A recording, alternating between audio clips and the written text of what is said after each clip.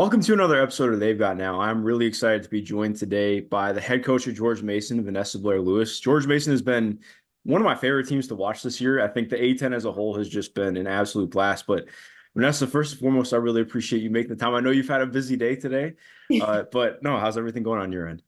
Everything is going well. Just finished up the regular season, and obviously, let a game, didn't get the result we wanted, but I think that you got to use everything as motivation, and maybe that going into the tournament, sends that signal like, okay, we got to bring our best every single night, and clearly we lost a player during that game in the first quarter, and it was emotionally on our players' minds, but thank God she's okay. She walked out of that hospital last night. So, we're glad that we got that victory. Yeah, no, I'm glad to hear that. I know you guys have been really banged up the last couple of weeks, so being able to get as many people healthy before March is well, I guess in March now is as big as possible. Um, but just to rattle off too, so like obviously this is your third season at GMU, finished 14th year one, ninth last year, and up to fourth in the A-10 this year. And like the A-10 we were talking about before we got on here, like the A-10 has just been crazy this year in terms of talent, top to bottom, and all the staffs in general. Have you kind of gotten a moment to soak it in a little bit? Like I know you guys still have a lot that you want to accomplish this season, but you guys are really making things shake this year. Yeah, you know what? My husband always says you got to enjoy the ride. You got to enjoy the ride, and it's easier said than done because as soon as one game's finished, win or lose, like you got to get ready for the next one. So I give myself till midnight, to enjoy it, and Hmm. then 12:01, it's like, okay, let's get ready for the next game. So I think with my staff and I, like we've been together a really long time that we know the end of the season comes, that's when we kind of enjoy the work. But while we're working, we just got our hard hat on and we're just put our head down and we're just working. Yeah, no, most definitely. And it's got to be kind of grueling too, because like somehow like this season, I have no idea how it's March already, but it also feels like it should be over because of how long it's been. But simultaneously, just a million things wrapped into one. Um, you know, coming into this year, did you kind of have an inkling of that this year could be pretty special for you guys? Yeah, I did until we lost our returning double Nalani Kasia. That was our center. That was, who we kind of built around, having our inside game to help our outside game and then kind of trying to scramble and say, okay, how are we going to fill this void here? She was on the all rookie team. She averaged a double double, clearly up and coming player in the conference and a player that we relied heavily on. Mhm. And so, we just said it's going to be by committee. And with that being said, Jasmine Doster stepped up for us, a fifth year grad senior. And then we also had a freshman, Zah Walton, who is maybe 6 foot at best, but she had to play the center for us most nights and just battle with some of the big girls. And we were able to establish a presence inside that helped our outside game, be able to become formidable. But we did. We felt like we took the right steps. We took the job. We knew we weren't going to jump from worst to first like that. In this conference, it's just so every single night. It's a grind. So we knew we had to take the right steps. So we didn't get um, disgruntled or discouraged, and our players didn't. So being realistic, we were like, obviously we didn't win any games the year before I came in the conference. So winning one was like 100% better, right? Mhm. So we felt like if we could win 5 or 6 games in the conference that first year, just to with the players that were still on that team from the previous year, like it would just be a start, and then to have some non-conference wins as well to back that up, and that's what we did. We finished 10 and what 19, I'm not sure, whatever that first year, but it was at least something to build on. Mhm. And then we were going into the second year, like we wanted to move into the middle of the pack. Like if we could just get to the middle of the pack, and we were able to use the portal to help us, turn the roster over a little bit quicker, and we did that. We were able to move to the middle pack and then win a game, going to the quarterfinals that had never been done. And so when we sat down at the end of last season, I asked my staff, what do we need to win 20 games? And they're like, 20 games, third year. Like we were at 15 last year. So I think the next step is let's get to 20. Like that's doable. And so we addressed some concerns, and the three major concerns we addressed was we had to score more points. We obviously in this conference you got to be somewhere near the 70s to be able to compete, and we needed to have depth. with players getting injured, like you said, COVID hasn't gone away. That still affects teams. And then the third thing we wanted to address was the passion. We wanted our players to play with passion, to enjoy what they did for a living, quote unquote. We moved from an attitude of I have to do this, that we wanted to recruit players that felt we get to do this every single day. We get to coach y'all and you get to play basketball.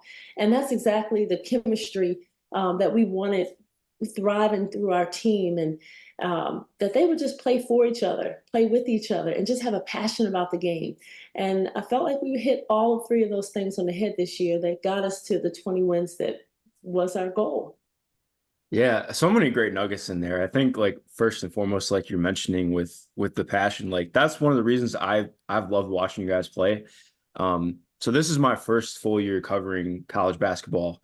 And so like it was like really jarring coming in at first because I was like, I have to learn so much. Like I haven't seen any of these teams play before. I don't really have like I'd watched a decent amount last year, but not, for my job. And so coming in this year, I was like, all right, I really want to make sure I focus in and get to see all the majors. And I had long story short, I have a lot of family who lives in Fairfax. So I have, they went to Mason. But I'd grown up like, watching Jim Laranaga's teams. I'd never heard about Mason women's basketball. So getting to watch you guys off rip. I think the first game I saw you guys was Maryland. And I was like, I know you guys didn't come away with a win in that one, but that was the game where I was like, wow, okay, this team can really stick. The defense is there. I see the stuff with the shot making and the guards. And so that passion has definitely stuck out with the way that you guys play defense. I've absolutely loved that. But like, backtracking a little bit too, like you mentioned, in terms of setting up those goals, when you come in year one, how do you kind of go about setting up those goals and also setting up the roadmap to get there? And how much does that kind of change throughout the way? I know it's a lot of questions in one, but I'm Yeah. I'm fascinated to hear.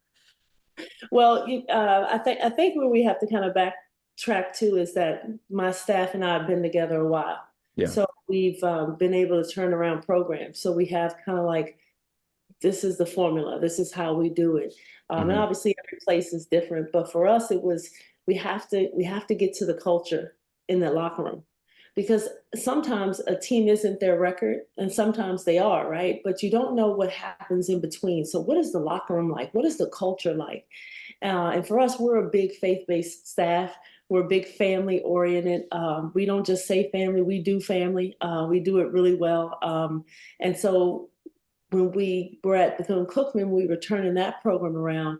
I came across in like 2014 this word called Ubuntu, and it means I am, therefore we are, and it's a spirit of connectedness. And so I did a lot of research. I was like, man, I really like this word, and I came to find out it wasn't just a word; it was a word that changed South Africa when they were going through apartheid, and Nelson Mandela and Desmond Tutu. And it was like, that's how they unified to fight, the atrocities of apartheid.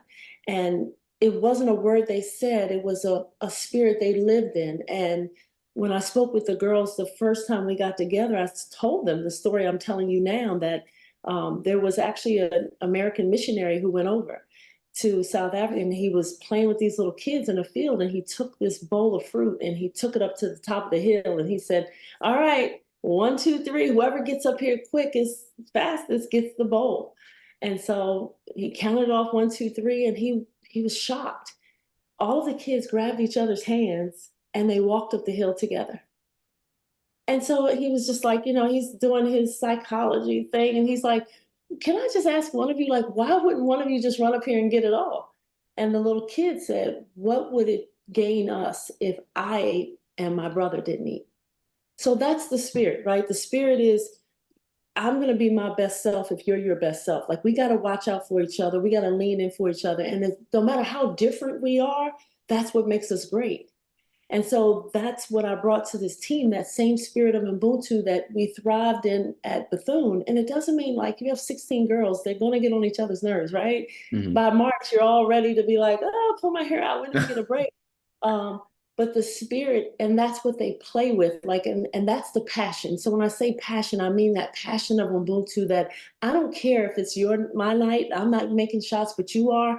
I'm going to make sure you have the best night. I'm going to get you the ball. I'm going to cheer for you. And when you're down, I'm going to be there for you. Like, there have been so many nights I've wanted to call a player off the bench and say, hey, go in. And she's like, Coach, let her play. Like she's in her bag, she's getting it. Like the unselfishness, right? Like, and so this has been truly one of the best teams I've coached, not just because of the record, because I've had better record teams, just because when you see them get it and you're rebuilding and you feel that thread of connectedness and togetherness, even in the losses, how they're there for each other. We had a player go down in yesterday's game, how they banded together and prayed. Like, not everybody's of the same faith, but they knew like this is what we do. This is what the Spirit asks us to do, to be there for each other. And so everybody keeps asking, what's your formula? And that's where we start. And that's kind of where it is. It's so if we have to talk about anything, it always comes back to that thing Hmm. that, well, why are you late? Well, I was late because I didn't have a ride. And so I say, well, does your roommate have a car? Yeah, well, then you should have a ride. So Ubuntu answers almost everything. So they start to get it like, okay, I can't get to practice knowing that I just left my roommate. Let me make sure she has a ride. And if you're hungry, like, did you have food? Yeah, well, then did she have some? So everything we ask, even defense, even offense, it was like, was that the best shot? Could we have gotten a better one? Because was there someone else open that we could have fed her?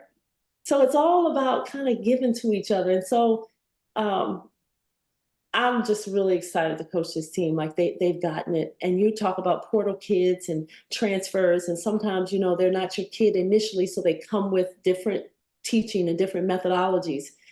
And to watch them like drop them all and blend has just been incredible.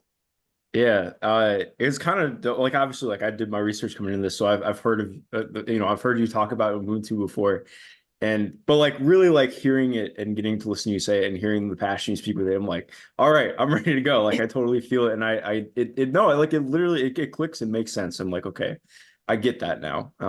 Like you can hear it and listen to it, but actually hearing it I think is very different. That's really powerful. That's very cool. And it's cool that you can find that kind of buy-in. Um, Especially like you mentioned in terms of it being, having people built into that being a rebuild and getting that third piece of, we're here every day because we can do this.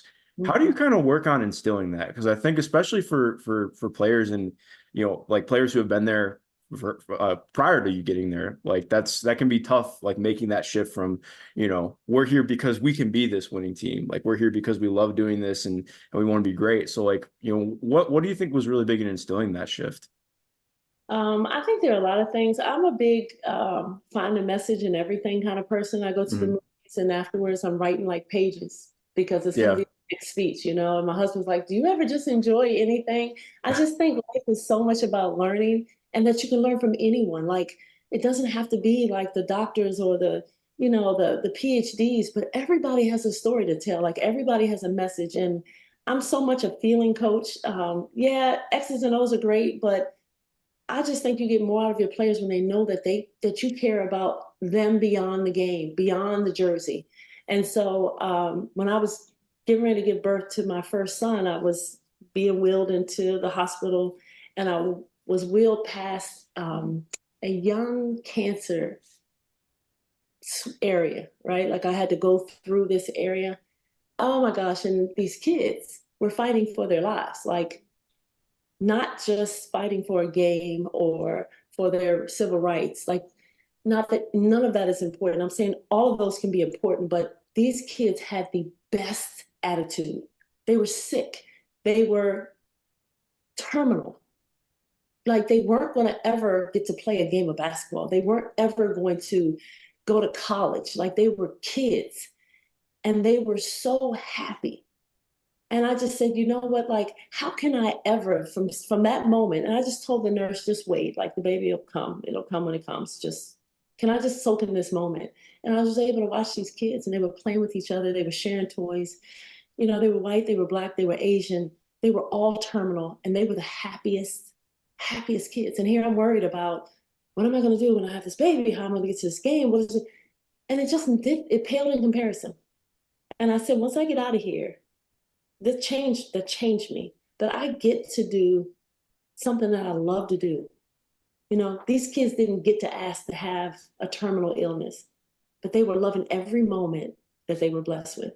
And so our staff, like I shared that message with them, and I was like, we get to do this. Like, yes, it's frustrating, it's stressful, and it has all of these demands, but at the end of the day, like we could not get to do this, right? We could have 9 to 5 jobs. We could really, really hate what we do, but we're able to live out a passion. And for us, a long time ago, we decided that this was our ministry. Like it wasn't just coaching basketball. And I think when you look at it that way, every conversation, every interaction, every practice, every moment is about ministering to these young women and them ministering to you, like having these moments, having these wins and these losses, and the times we have to sit down in social justice when that hit us all in 2021 and COVID, and we had to have tough conversations to know where each other's coming from. Like we get to do this, like, and we get to impact not just these young girls' lives, but these young women get to impact the world because we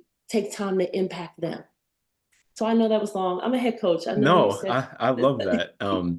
Seriously, no, I love that. And I think it's so funny because when I was, I mean, I'm saying younger. I'm only 26, so it's not like I'm, that old, but like I think when I was like 21 or 22, I used to think, all right, you can out talent, out scheme everything. And now I feel like the more that I'm around the game and the deeper I get into it, the more I realize how important the quote unquote cliche stuff is, because if you don't have that togetherness and you don't have those relationships, okay, well, is that pass that's open in the corner going to be made? Like, are you going to have all these things that are essential? And I think it's, I mean, again, like once you get even deeper in like, knowing some of the behind the scenes stuff, like, oh, okay, well, that's why that pass doesn't get made, or this is why that doesn't happen. And no, that really resonates with me. So I appreciate that. And trust me, this is the format to go long, so don't worry at okay. all. Um, but going off of that too, when you mentioned in terms of like bringing in players and especially when you guys approach the portal too, when you're recruiting a player to George Mason, what does that, if you could just like put like a blanket player out, like what do they embody? What does that look like? What kind of things do they bring on a daily basis on and off the court that you guys are most excited about?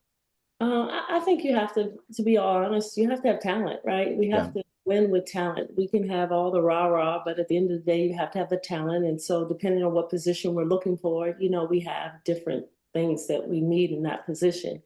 Um, but I think you have to have an openness to want to learn and to be taught and to be loved. And a lot of people, if you ask these young people, what do you want in a school? They'll say, oh, a family atmosphere. And then I watch the choices they make and I'm like, okay, she'll be in the portal next year. Mhm. Or that really wasn't what she wanted. That's just what's cliche to say. And so I always tell players, they keep saying, oh, I want the power five. And so what we say is we're a power family. We got the power F, but it's for family. Like we might not be the power five as far as the resource and all the things that they can do, but the power family is important. And there are a lot of girls that don't have fathers in their lives or come from broken homes. And then there's some that have it all, right? And to put them all together and they can learn from each other, like for us, it's really chess, it's not checkers. Like we may have two players the same, but there's something that this one kid embodies that I feel like, wow, she could really help us, not just on the court, but to our program, and we could really help her. Then maybe this kid who might be a little bit better. Like I'm always just looking for moments that we can pull this talent together for that 12-month period, however long we have them, that we can help um, the world. Because I think for us, it's about changing the world through a game. Because they're going to graduate and they're going to go out and they're going to be someone's.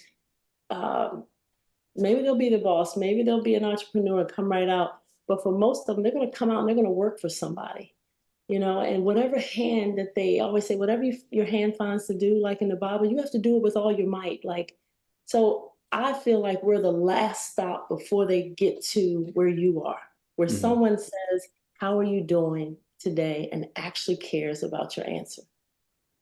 So I want them to have that last moment. So when they go out to touch someone else, they ask, how are you doing? And they really care about the answer. I have somebody's teenagers that they come in, and a lot of them can't wait to give them to me, right? Like They know it all. You have them. But they were once somebody's baby, and I have two sons, and I know what it's like when I look down at them when they were small. And I want someone that's going to be in their life that's going to be impactful, that's going to love them, that's going to care about them, and that's going to discipline them and not be afraid to tell them the truth. And that's who I want to be to these girls because I know that's what I want for my children. But I really want to be that last stop that cares about the answer of how you're doing and really, really take time out for them. I really like that because I think that's such a good point on, once you hit a certain point, you're getting asked that, but it's very much just the okay, well, on to the next thing. So I definitely appreciate that. Um, but I mean, mentioning family too, this is like a personal question for me because I'm trying to figure out that the balance aspect is obviously very difficult in sports. And I think, I mean, that most as a head coach, but how do you balance family and being, like you mentioned, I mean, you have your family is 40 people if you include support staff and everyone that's part of George Mason alongside your intermediate family. So how do you do that? Because it's very much something I'm still trying to learn how to approach and how to best get a handle on that.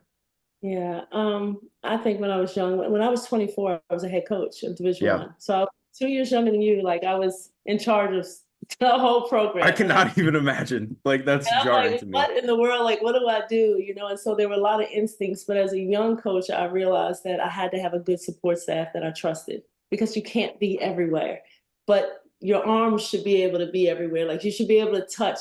And so I knew I had to really spend time with my staff so that they knew what was important for me. So when we weren't together and maybe they were there and I had to go somewhere else, that they could be the arms and legs of the program.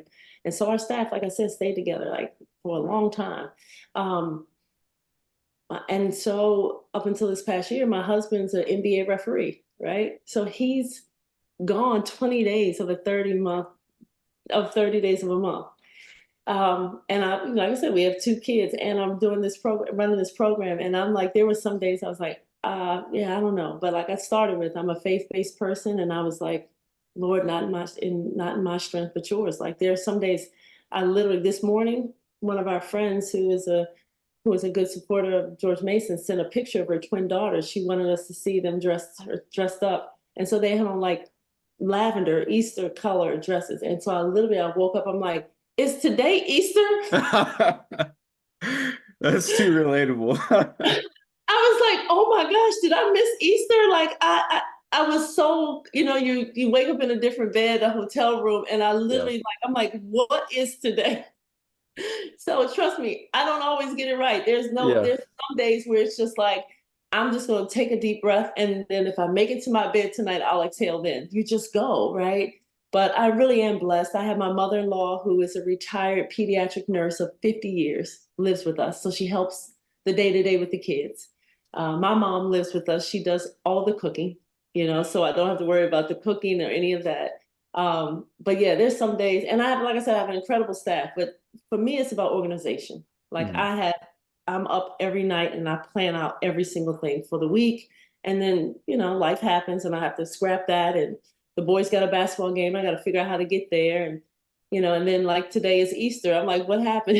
You just have those moments. And, I just think when you go into the day with the intent of doing right by everybody that you meet and trying to meet every moment, whatever that moment is, if that moment's practice, if that moment's an interview like us, that I meet that moment. And while I'm in that moment, I'm in that moment. And then the next moment happens and I get ready for that moment. But a lot of times I just take that deep breath and I just go in the day, but I just want to meet the moment. Like whatever anyone asks of me, I want them to get the best of me. I really appreciate that. That's really dope. And so like you were mentioning in terms of not knowing the day, I had to ask my girlfriend the other day because I'm in a hotel right now, working on a story, and I was like, I'm in South Bend for a couple games, and I just was like, I know that they play a game that so I know that this is Virginia Tech Day. That's all I have. I don't know what day it is right now because I've been here for so long, but exactly. So I totally understand that because woo. Yeah. Um, yeah, and I mean, obviously, as you mentioned, starting as a head coach at 24 at your alma mater, like that's got to be just pretty wild. Like looking back, um, and what that was for you. What's maybe your biggest thing looking back that you take away from that? I'm sure there's a million things, but especially looking at now, like, is there anything that you think about? You're like, wow, like how did I do that when I was 24? Like, I, I grew up in a family where my parents always talked about loyalty. Like, mhm, be wherever you are, be loyal. Like, just be loyal. You may not love it, but be loyal. And so the head coach I played for, he and I became like a father and daughter. And I had a great dad in my life. Like he was my high school coach, and he and my college coach were good friends. Like they became good friends. They passed information along. But while I was with him, he really became like a father figure to me. And there'd be games we would lose, and he'd be on the front of the bus, and I'm like, Coach, slide over. I want to sit with you. Like I want to know what you're feeling. And he's mad as crap, right? But I'm there. Like I hey, what could I have done? And so I really forged a great relationship with him. And so when he decided to retire, after I played overseas, I came back. I didn't want to coach. I never wanted to coach. This was never my thing, right? And he asked me to be his assistant coach while I got ready to try out for the Mystics 2 years, and I got cut. Then I was like, okay, I'm done. I'm going to go to law school because that's what I wanted to be, a prosecuting attorney. mhm. And he said, well, I'm going to retire. He said, Vanessa, stay one more year. I'm going to retire. And I was like, okay. I was like, well, let's make it the best year, right? Because that was my guy. He's like, oh, I'm retiring on Friday, and you'll be my successor. And I was like, wait, what? Like, I don't want to do this. Like, I've never wanted to do. Like, I'm just here because I was, helping you out or helping myself out. And he's like, Vanessa, you've always been so loyal to me, and I know you'll be loyal to this program. And so then I met with the AD, and so my story was one about loyalty. Like it's not what I set out to do, but through loyalty, people saw things in me that they could count on, that they could rely on, that they knew that they wouldn't read about me the next day in the paper because I really appreciate the job that I had. And so I kind of trusted that they believed in me before I believed in myself that I could do this. So yeah, there are plenty of moments I would call my coach. He's deceased now, but in my early years, and I would say, Coach, we're playing such and such. I don't know what. He's like, come over to the house, and I relied on him, and I didn't have a problem taking advice from people that nowadays it's like, no, stay in your lane. And I'm like, no, get in my lane because I want to get all this information to become better. Mhm. It's my story is one really of loyalty. And wherever I've been loyal to whatever institution, to whatever kid that I said I was going to take care of and coach. And that may not have always been like we didn't disagree because that happens, but I was going to be and do right by people and do right by that. And that's just what was preached in my home. I love that. And I think that's part of the reason I wanted to connect to because as soon as I started watching you guys early on this year and I really got like tuned in, I was like, all right, I really like this team. And I started asking around. I was like, all right, what can you tell me about Vanessa? And that I've never heard anything bad about you. Legitimately, Oh, everybody's glowing. And I'm not just saying that to smoke to blow smoke, but like for real. So that's really cool. But I mean, like as you're mentioning along with that too, in terms of loyalty and when you do decide that it's time to like to take a new venture, so like obviously when you go to Bethune-Cookman and then coming to GMU, like I think so much like it's easy to like automatically picture like, okay, well now this person's at this new place, but I'll never forget when I talked to Special Jennings now at Jacksonville, formerly from Montford, and she was like, telling my team that I was leaving was like the hardest thing I ever did. So how do you approach that? Because I mean that's just got to be a wildly difficult thing to do. yeah. It was really hard at Cookman. It was hard at the Mount too because that was my alma mater. Yeah. There are probably still players that don't speak to me now just because they were so hurt by that. It wasn't easy, and I had to do it over Zoom. When I Hmm. left Zoom to come to Mason because of COVID, they Yeah. canceled our season. So most of our girls were at home that year finishing up school, and I get the call, and it just felt like the right time for me. And being from Maryland, it was a chance for me to come back. My parents were aging, and I said, this might be the time. I was down there 13 years.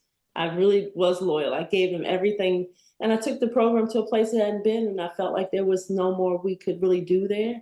And this opportunity came. Like I said, I'm faith based, and I just really believe that this was God saying, "Hey, it's time. Like, let's go." And so I called my AD and I told him, and he was like, no. But then I said, I have to tell my players tonight because I was leaving like in 2 days for a press conference. It happened quick. Yeah. And we're all on Zoom, like you and I, on little, squares. And the squares went dark as I said it. Like they just cut the camera off. They were still there.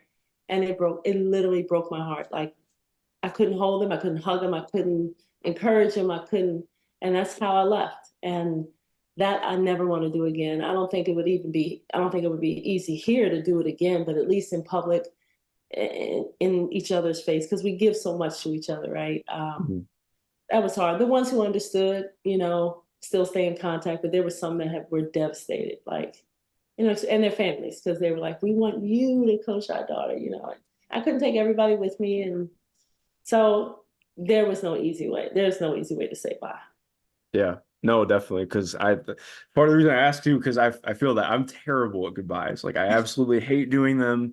I can't even really imagine doing it to like one person over Zoom. Having to do it to an entire team would be really difficult. I can only imagine. Um, I did want to ask too. You mentioned her earlier, and I want to talk about a couple of the players, but Zahira Walton has been just like she is one of my favorite players in the country to watch. Like you mentioned, she's a little bit undersized as a forward, but like you would never know watching her play. Yeah. Super active on defense. I mean, you guys are incredible attacking the offensive glass, and she's a big part of that. What has it been like getting to watch her kind of hit this level this year in her first year of college basketball? Yeah. Well, like, let me take you back. Like, I get a call from her maybe March following her senior year. And maybe it was April. She's like, Coach, they were coming in June, right, for Mhm. summer.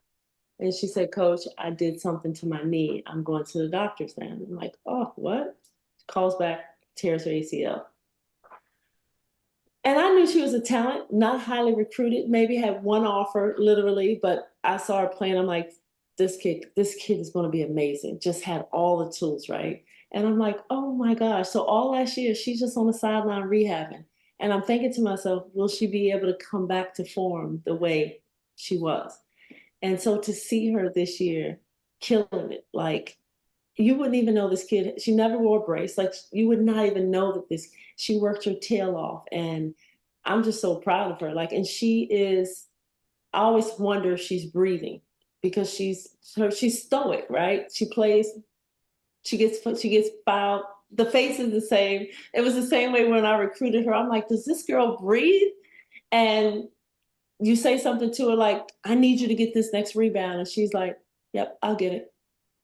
She's amazing to coach. As much as you love watching her, she is amazing to coach. She is not high maintenance. She probably should be, right? Like she's unbelievable. She's 6-time, whatever, rookie of the week.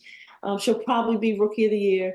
She's no maintenance. She's there on time. She stays late. She comes early. She's no problem. She barely speaks. Like we can't put her with recruits because she doesn't talk much. She's the nicest kid, but she just doesn't like she literally is the definition of wear your hard hat and do your job. And like when she wins the rookie of the week, we all like cheer and celebrate and jump on her, and then she'll smile for like 5 seconds and she's like, let's go to practice. She's amazing. That's so funny. I feel like it's always the players like that who are, like constantly on top of that you would think like, okay, they're gonna be like, and rightfully like strutting their stuff. You're like, oh, whatever, man. Like I'm ready to go. Put me in the dunker spot. I'm ready to go rebound. Like, But so it's just funny how that works out. And obviously talking about the portal too. Obviously Sonia Smith has been like such a huge part of what you guys do. Just unreal shot maker. And I think again, I was talking to a friend of mine who played you guys, I think last week or the week before, and he'd seen me tweeting about them. And he's like, "Dude, what? Well, I'm trying to put the scout together right now. What are your thoughts on how to stop their guards?" I'm like, "Good luck, man." But and I think Sonia's obviously a big part of that. But when you first saw her and knew that she could be a real option for you guys, what was like? Did you have an idea that she could be this level of an impact player, or is that something that's kind of just happened organically as she's gotten into George Mason? well, I'm from the DMV, so I knew Yeah. her. Like I knew her growing up playing, knew her brothers who coached. She had been on some of the best AU teams. So I was kind of shocked where she went because I felt like she was a kid that could play. Her size maybe kept her from Power Five, I would think, her height. But I'm like, this kid could play. So then when we took the job up here and saw her in the portal, I'm like, oh my goodness. But I think for years when I saw her, she always played on really good AAU teams and good high school teams and National Christian. She was a point guard and she was playing with really good players. So she kind of deferred to them as the point guard to get them the ball. But I always knew this kid was a scorer and she just didn't. That was never her role. Um, and so when we got her this last year, she was kind of backup point guard because that's what she was comfortable playing. And then the summer, I was like, look, I'm moving you off the ball. Like you got to score this ball for us. Like I feel like we're taking away from your game by making you a distributor and not a receiver. And so she's showing now like that. That to me has always been her natural position. I think she's had to play point because of who she played with. She played with some really high level players, um, but she's a scorer. And I think that's just what everyone's seeing. And I think sometimes, like she said in a press conference before, um, my coaching staff believed in me way more than I believed in myself because she hadn't played this position like this before. And we're like, no, you got it. Go, come off the screen. This play is for you. She's like, for me, like, and so yeah, this summer she just really worked her tail off being that scorer and kind of coming out the mentality of being a point guard. That's really cool because especially like, watching media day stuff from you guys, she kind of said the exact same thing. She's like, well, I'm gonna be a two guard this year. I've never really done that before, but they think I'm gonna be good at it. How do you kind of build that up in somebody? Because like again, like I think you can watch what Sonia's done this year and be like, well, yeah, I mean, this totally makes sense. But I mean, obviously you saw that and she didn't see that yet. So like, how do you kind of get somebody to see that in themselves? Like, what was really instrumental in that? Well, we are like players coaches, so we talk a lot. And I say, well, how do you feel about this? How would you feel about moving off the ball? And she's like, oh, let me think about it. I've never done that before. So then in practice, we would practice. I'm like, hey, after practice, how'd you feel like that? And she's like, man, that felt good. Like taking that last shot or the play running for me or starting off. Um, and so she was a captain. She's a captain this year. So we meet every 2 weeks, she and Paula, and we have conversations. So a lot of times I get a chance to get her. She's like, wow, I can't believe I had 20. Like it still kind of blows her Yeah. mind, but she knows that we have the trust in her. And I think that's what helps her feel like, okay, I can do it because initially it wasn't that. Now she's kind of grown into the role. So I love that. Also, you mentioned Paula. I love Paula. Paula's got yeah. a really fun game. Um, but last thing I really want to close out on too, in terms of just talking about March, like obviously you've done a ton in March throughout your career. But when you have this time, like I mean, so much of coaching is about preparation and being ready to go, but it's kind of fun because March turns on its head. Like obviously you're gonna prepare still, but your prep time is cut down. Like everything is more, you don't really have a lot of control over it. So how do you approach it? Like, does this kind of change up how I'm assuming it doesn't really change up how you approach it all, but like how do you kind of go about being ready for a conference tournament and then, anything after that? Well, at the end of our last game in the locker room, we talked about, maybe not meeting that moment, but then we shut the door on that season. Like, and we told them, like, hey, it's 3 seasons. It's non-conference, it's conference, and then it's a 1 game season. And it's this season is beautiful because you create it. You get a chance to create it. You get to non-conference, we've already laid the games out. You get to conference, you're going to have 18. But this season in March is beautiful because you get to tell the story however far you want to go. And so we just kind of had them release this season, this conference season, and they did a great job. 14-4, like from a year ago, I mean, a couple of years ago, 0. Like we praised them for that. But now we go into March and it's a whole different vibe. You've seen these teams. The preparation, like you say, is cut down, but for the most part, they're kind of still the same team doing the same schematics, so you can prepare for that. But what you can't prepare for is the heart, right? Like that's why it's madness because sometimes these teams that shouldn't be in the game, so you have it was just a perfect example for them to say, like tonight we came out here, we let some things slide and we didn't get in position and we let this game get away from us and we lost it. We would have been saying, hey, your season's over. And their eyes kind of lit up. I said, so like we have to meet this moment, every moment that you get in March, because you don't know if it could be your last. And so it almost was a perfect segue that, the preparation is really, to me, gearing their heart up. Like, do you want this season to keep going? Then And these are the things we have to do. Like, you can't just come in here and say, you don't have any of that. You've one game and done. And I think sometimes that makes teams nervous, but for our players, I hope it makes them resilient. Like that they've had their back against the wall. They've been picked eighth and ninth. They've been picked 14th. Like some of these same girls two of them have been on the team where they didn't win a game. So you hope that draws into them to say, hey, let's go do something we've never done. Well, I think after watching you guys this year, I have a feeling that resilience is going to keep showing up. And I'm really excited to see what that looks like. The A10, again, the A10 conference is one of the things that I've had circled on my, the conference tournaments I've had circled on my calendar for a minute. So I'm very excited for it to be here. I'm sure you guys are ready to rip the Band-Aid off after some much needed rest. But Vanessa, I really appreciate your time. This has been an absolute blast. And I Oh, can't wait to watch you guys continue moving forward. well, good. Well, thank you. And anything you need, just hit me up. Most definitely. I appreciate it. To everyone listening, thank you for listening and have a great rest of your day.